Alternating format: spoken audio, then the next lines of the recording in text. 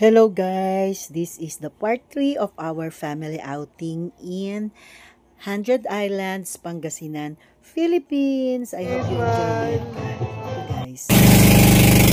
Of course, we need to rent a bangka so that we can go to the different islands here in 100 Islands. So, come and join us in our short ride.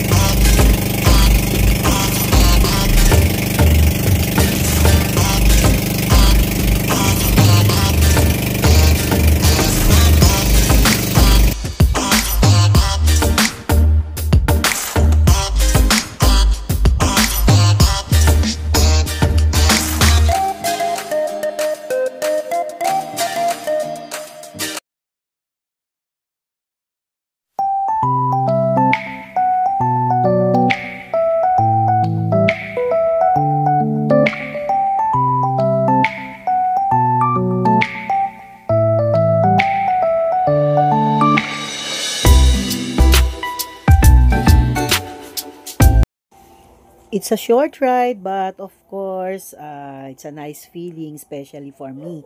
I really enjoy the sea breeze. Sorry ass DJ.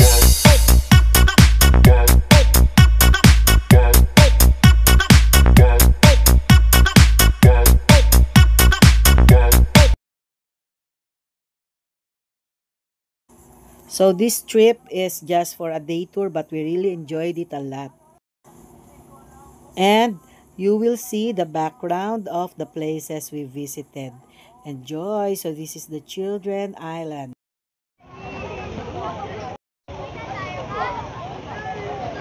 Joy, tingnan mo nga. Okay guys, ngayon ay last namin to. Hindi. Meron pa pala kaming last station or last island. But I think we have already explored much and we have seen a lot of things here. So that's enough for the day. Okay na. Kung makakauwi na. Sabi nila mag-travel habang bata pa rin. Tingnan mo, nasa 50s ka pa lang, pagod ka na. Kung makakauwi na kami ng 4 o'clock, okay na. Oo nga, nakakapagod din kasi. Tapos pag bata ka naman, may baby ka.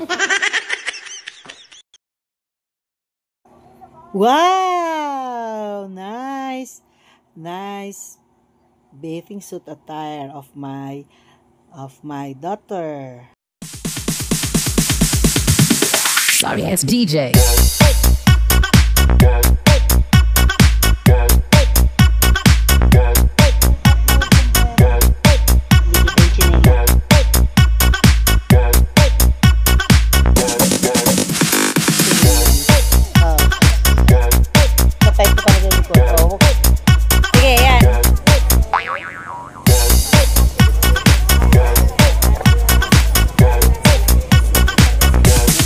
You can get some.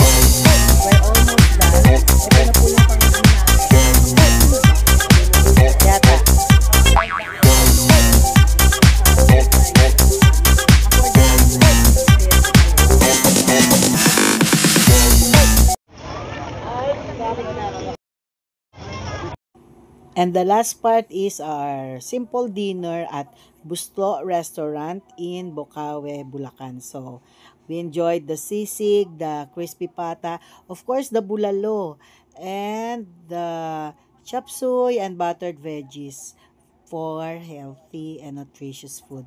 Thank you for watching. Bye!